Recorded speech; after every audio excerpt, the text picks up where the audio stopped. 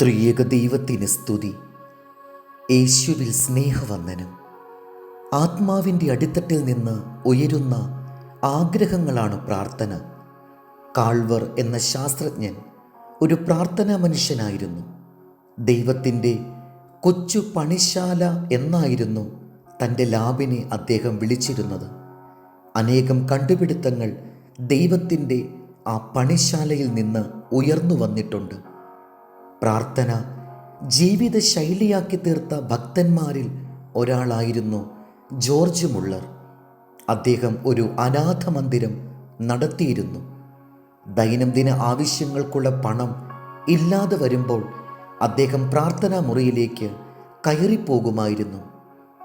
തികച്ചും സ്വാഭാവികമായി ദൈവത്തോട് ആവശ്യങ്ങൾ പറയും. പ്രാർത്ഥനയ്ക്ക് അത്ഭുതകരമായ മറുപടി ലഭിക്കുകയും ചെയ്യും. പ്രാർത്ഥനയിൽ ജീവിതം തീർത്തവനായിരുന്നു എബ്രഹാം ലിങ്കൺ.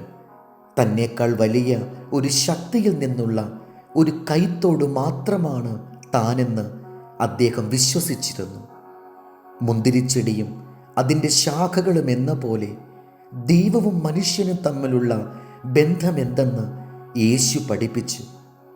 മനുഷ്യൻ ദൈവത്തോട് ചേർന്നിരിക്കുന്നു എന്ന ബോധം ഉളവാക്കുവാൻ പ്രാർത്ഥന ഉപകരിക്കുന്നില്ലെങ്കിൽ അത്തരം പ്രാർത്ഥന നിർജീവമാണ്.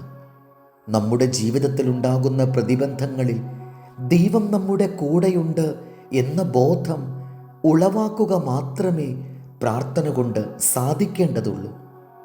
അതാണ് പ്രാർത്ഥനയ്ക്കുള്ള മറുപടി. ക്രിസ്തുവിന് പോലും തൻ്റെ ജീവിതത്തിൽ നിന്ന് കുരിശ് ഒഴിവാക്കാമായിരുന്നില്ല. ദൈവത്തിൻ്റെ ആത്യന്തികമായ ഉദ്ദേശം നിറവേറ്റപ്പെടുന്നതിന് കുരിശ് ആവശ്യമായിരുന്നല്ലോ. ചില പ്രാർത്ഥനകൾക്ക് മറുപടി ലഭിക്കാതിരിക്കുന്നത് ദൈവത്തിൻ്റെ ഉദ്ദേശ നിവൃത്തി നടക്കുന്നതിനാണ്. നമ്മുടെ ബോധമണ്ഡലത്തിൽ നിന്ന് ഉയർന്നു വരുന്ന ആഗ്രഹങ്ങളും ആത്മാവിൻ്റെ ആഴത്തിൽ നിന്ന് ഉയർന്നു വരുന്ന ആഗ്രഹങ്ങളും തമ്മിൽ പൊരുത്തപ്പെടുന്നിടത്താണ് പ്രാർത്ഥന വിജയിക്കുന്നത്. യോശുവ 1:8.